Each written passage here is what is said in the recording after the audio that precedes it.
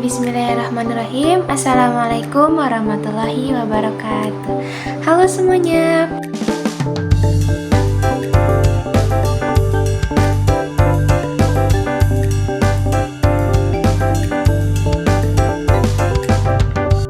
Perkenalkan, nama aku Aska Yurdina Safitri, mahasiswi Universitas Pendidikan Indonesia, Program Studi Ilmu Pendidikan Agama Islam, Fakultas Pendidikan Ilmu Pengetahuan Sosial.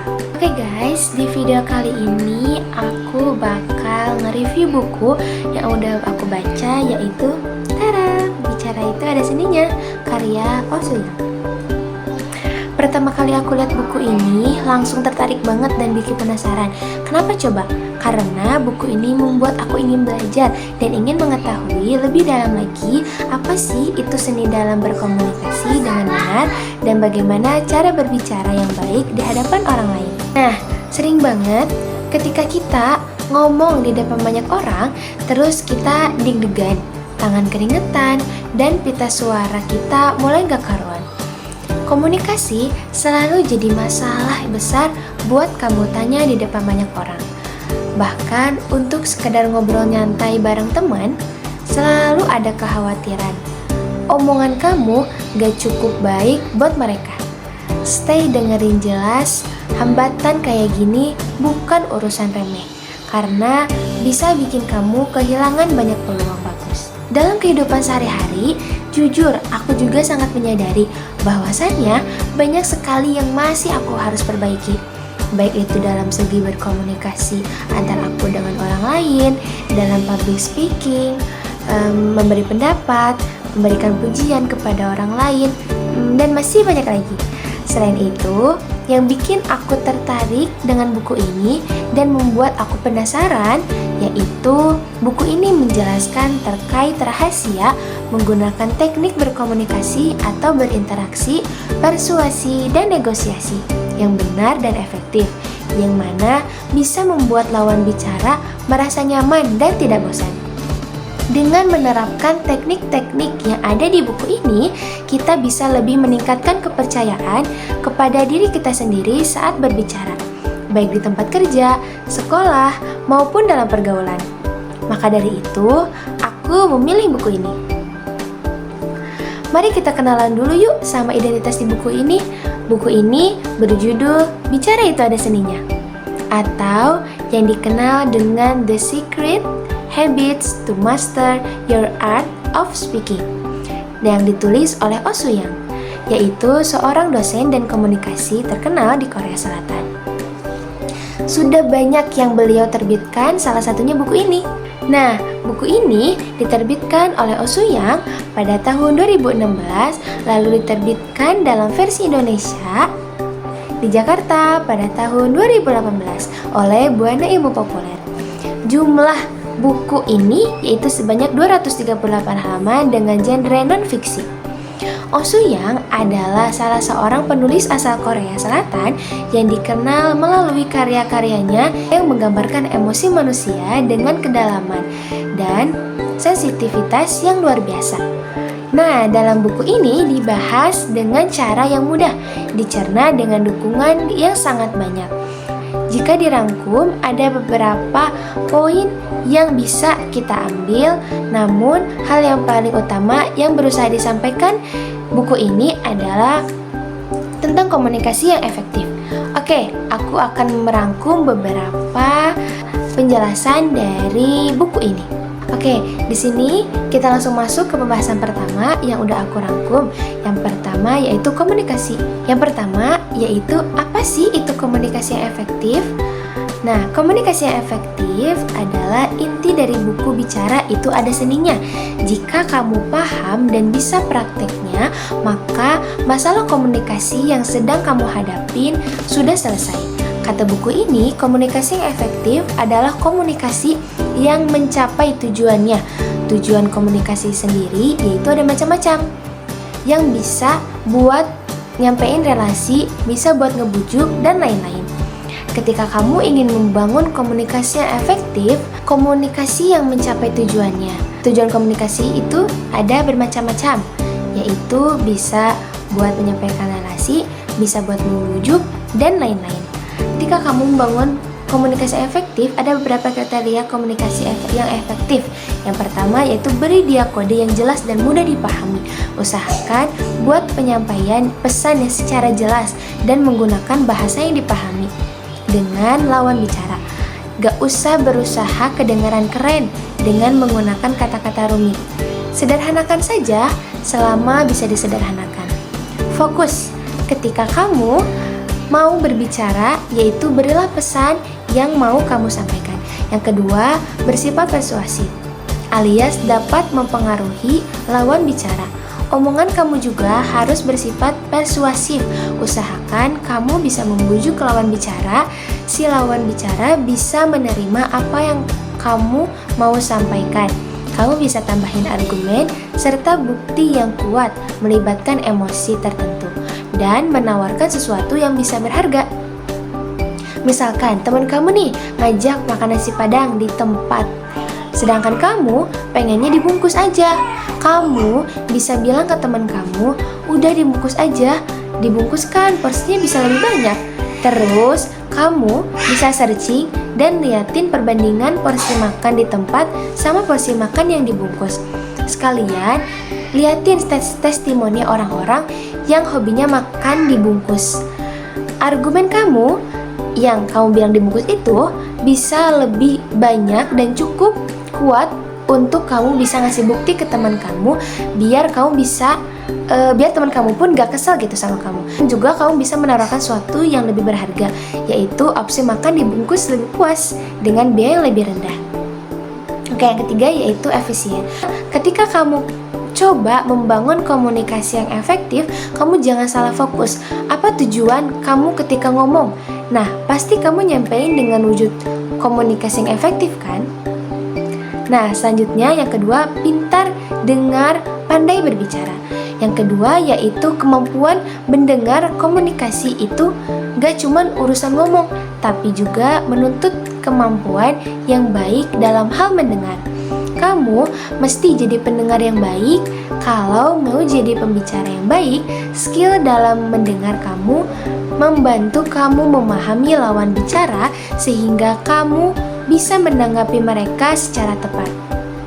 Alhasil, obrolan pun nyambung. Terus biasanya banyak hal yang dilontarkan lawan bicara yang bisa kamu kembangin jadi topik baru. Contoh gampangnya, lawan bicara kamu nih nyinggung soal sarapan sama toge. Nah, kamu bisa kembangin toge jadi topik baru. Aku emang suka toge dan inilah makanan favorit aku. Dan kebetulan juga aku masak toge di rumah. Emang makanan kesukaan kamu apa? Topik akan menjadi baru kan? Nah, pertanyaannya gimana sih caranya jadi pendengar yang baik? Di buku ini disebutkan bahwa ada beberapa hal yang harus diperhatikan. Yang pertama, saat mendengarkan orang lain, kamu harus fokus pada orang yang sedang berbicara. Jangan mikirin hal-hal lain, apalagi sambil buka media sosial. Yang kedua, tunjukin kalau kamu merhatiin omongan orang itu. Kamu bisa kasih tahu lewat anggukan kepala, kontak mata, atau respon pakai bahasa tubuh, dan lain-lainnya. Yang ketiga, jangan motong. Kasih kesempatan orang buat nyelesain omongannya. Yang keempat, tanyakan pertanyaan. Kalau kamu bisa mengajukan pertanyaan, artinya kamu merhatiin orang yang sedang berbicara, dan orang pun jadi tahu bahwa kamu tertarik sama omongannya. Yang kelima, kalau perlu, kamu bisa catat apa yang diomonginnya. Percaya deh, ketika kamu mengaplikasikan poin-poin ini, tiba-tiba kamu punya semacam sihir yang bisa kamu pancing orang lain buat membagikan informasi lebih banyak lagi. Bayangin aja, kamu jadi bisa gali pemikiran orang sedalam yang kamu mau. Ketika kemampuan mendengar kamu bagus, maka kamu juga bisa membuat orang lain lebih nyaman ngomong sama kamu. Mereka merasa dihargai. Ini yang bisa membuat kamu semakin mudah membangun relasi. Kemampuan mendengar berbanding lurus sama kemampuan berbicara. Semakin baik kamu mendengarkan, semakin baik pula kamu berbicara. Nah, yang ketiga, yaitu lempar umpan yang tepat. Oke, masuk ke rela emosi dan lawan bicara kamu pun bakal jadi lebih cerewet. Lemparin ucapan yang buat dia jadi umpan, biar mereka mau ngasih cerita lebih banyak. Kata Osuyang, ucapan yang baik untuk jadi umpan adalah ucapan yang membuat lawan bicara merasa kita berada di pihak mereka. Maksudnya adalah ucapan orang yang membuat mereka merasa dipahami secara emosional. Ketika mereka ngerasa kamu ngertiin emosi yang lagi mereka rasain, di sana kewaspadaan luntur. Kamu akan dianggap bukan ancaman bagi mereka, dan mereka pun bakal membuka diri mereka lebih lebar. Contohnya kita sebut Lia. Ada beberapa ucapan sakti yang bisa kamu prakin. Yang pertama, ucapan yang menunjukkan empati. Ketika kamu bisa menunjukkan empati lawan bicara, maka lawan bicara akan merasa didengarkan dan dipahami. Hal ini bisa bikin mereka merasa lebih positif dan terbuka sama apa yang kamu katakan. Kasih umpan, pakai kalimat-kalimat macam, aku paham kamu lagi frustasi. Sekarang aku nangkep banget sih alasan kamu ngerasa kayak gitu. Aku bakal bantu kamu kok. Kalimat-kalimat macam ini ngasih sinyal ke lawan bicara kalau kamu ngertiin perasaan dia. Bisa dilihat dari sudut pandang yang sama dan kamu bisa peduli. Di sini kamu bakal ada di pihak mereka dan mereka bakal kepancing dan lebih terbuka. Pastiin kamu mendengar dengan secara tulus apa yang dia omongkan.